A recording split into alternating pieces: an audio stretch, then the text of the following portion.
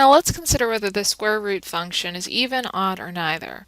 We say that a function is even if graphically it's symmetric about the y-axis. And so that just means if you were to go ahead and reflect across the y-axis and draw that reflection in, do you ultimately get your original function back? So what was in blue, do you get it back? And if the answer is no, then you are not even.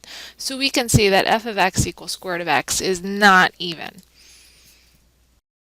Now to determine if the function f of x equals square root of x is odd, then we would have to consider, does it reflect or symmetric through the origin?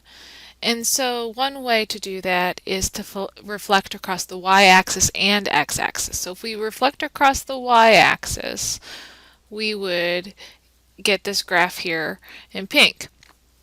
And then if we were to take that and reflect across the x-axis, we would get this solid line in pink. And so notice it is not my original graph. And so we would say that this function is not odd because when you reflect across the y-axis and x-axis, you do not get your original graph back. So it's not an odd function.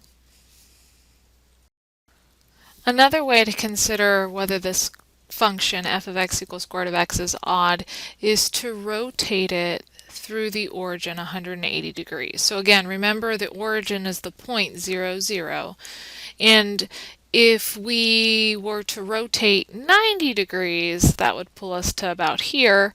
And then if we rotate another 90, so that makes a total of 180 degrees, we'd see that our graph ends up in this third quadrant. So it started in the first quadrant and it ends up in the third quadrant. So that's a 180 degree rotation. And either way, we could see that what we have drawn in pink is not our original graph. So therefore, this function is not odd. So it's not even and it's not odd. So we would say that it's neither.